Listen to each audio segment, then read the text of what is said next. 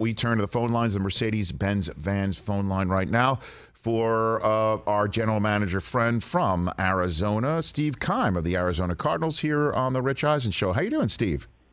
I'm doing great, Rich. How was Vegas? Did you bathe? Oh, Steve.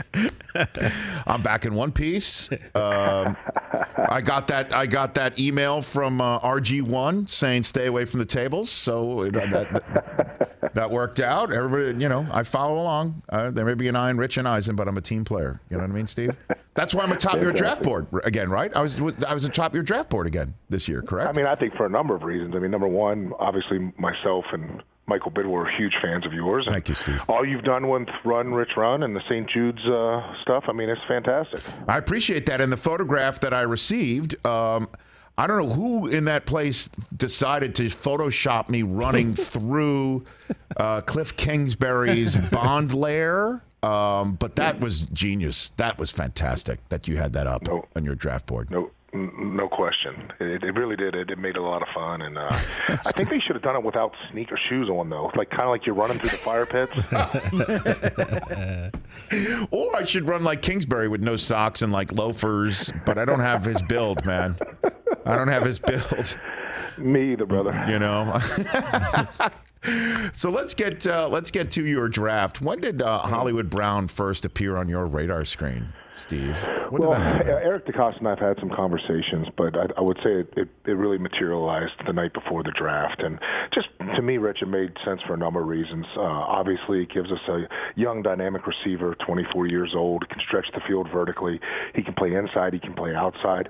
And obviously, his relationship and the chemistry he has with Kyler Murray is exceptional. These guys worked together in the offseason in Dallas, so made a lot of good reasons for us. And again, having him under a rookie contract and 2 more years of controlled salary is a good deal for us. Yeah, because you picked up his 5th-year option, correct? You did that on the spot. Okay, and so share whatever you're willing to share or able to share, but it's just because it was a surprise to us, and then reporting comes out that he had demanded a trade from Baltimore. How does something like that filter to you through either rumor or fact that you hear that, and then that causes you to call Eric DeCosta?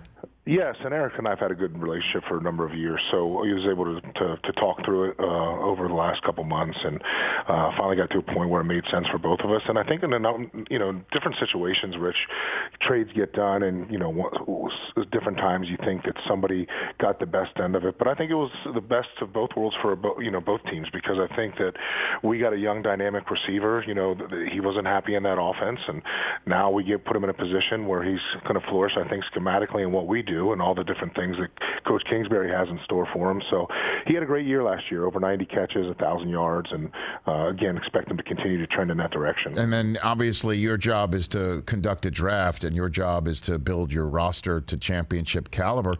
But it did appear that there was some sort of coordination with another part of your organization to get him there for a draft and a party and reveal him. Did that happen? I don't know if you knew this, but Mr. Bidwell does have a plane.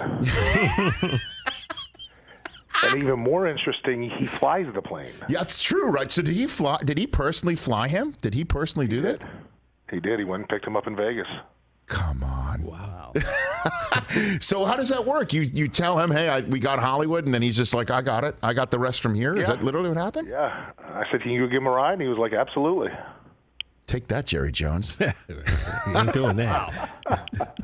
See you fly your plane. Wow. Okay. That's and a big hit, man. He went and picked up J.J. Watt. He's picked up DeAndre Hopkins. It's been a lot of fun.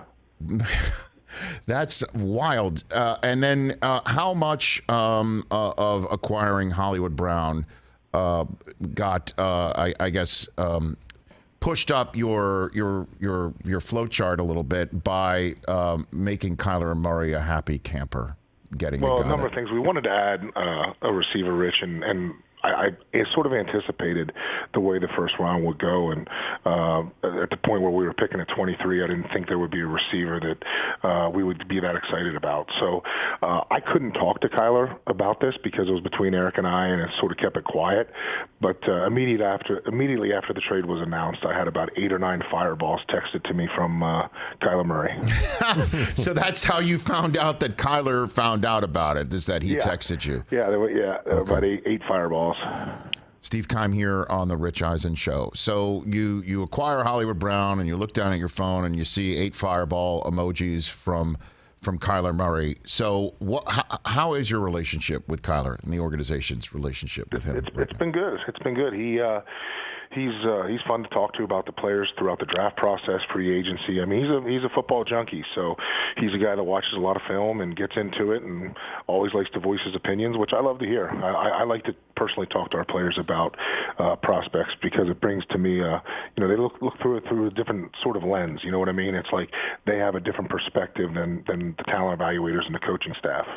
Well, I mean, you know the narrative, Steve. So what is going on with him and you contractually?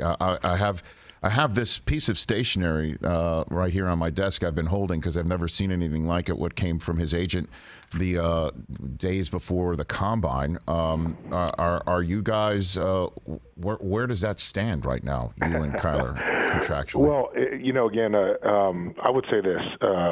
Every deal that you've seen done for quarterbacks after their third year have all been done anywhere from mid-July to about September. So I wanted to get through the draft process, free agency, all the work that we put into it, and then now we can take a step back, refocus, and see if we can get something done. But everything's been good. The lines of communication have been open with him, Eric Burkhardt, his agent, and hopefully we'll be able to get something nailed down before the season starts. So he has not demanded a trade from the Arizona Cardinals?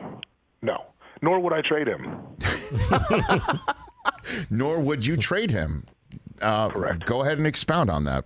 Why not? I mean, because I was a decent GM when Carson Palmer was our quarterback, and when he retired, I wasn't a very good GM. And then now that we have Kyler Murray, I've become a little better GM again.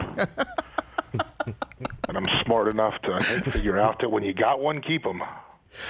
Steve Keim here on the Rich Eisen Show. Okay, so let's get through the draft then. What'd you see in Trey McBride that you liked so much, Steve?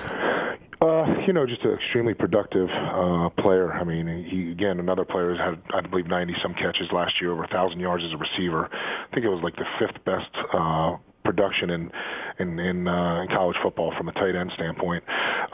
Really great character, 3-time captain. I mean, character's off the charts.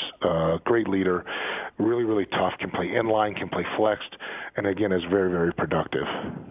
Okay, and then working your way through the rest of the draft, you go defensive line. Is that born out of the fact that Chandler Jones is now in Vegas, Steve? Yeah, so we took three other potential pass rushers for us. So Cam Thomas and Myjai Sanders, and then Jesse Luketa from Penn State in the 7th round. All those guys could potentially be 3-4 outside linebackers, and all bring different traits. The Cam Thomas is a big guy that can hold the point of attack and had 11.5 sacks at San Diego State. Myjai Sanders is leaner, athletic, really gangly, but has played really well against people like Alabama, Notre Dame. I thought, again, the arrow's trending in the right direction for him. And then Jesse Luketa is a guy that didn't test well in terms of 40-yard dash and all the measurements, but he's just a really good football player on tape. So we think that the 3 of those guys can potentially contribute next year. Well, you're the perfect guy to ask this question, Steve Keim, about the wide receiver market, because I've been fascinated by this, certainly with the rumors surrounding Debo, and then the rumors that were surrounding A.J. Brown, and then confirmed by the Eagles' acquisition of him.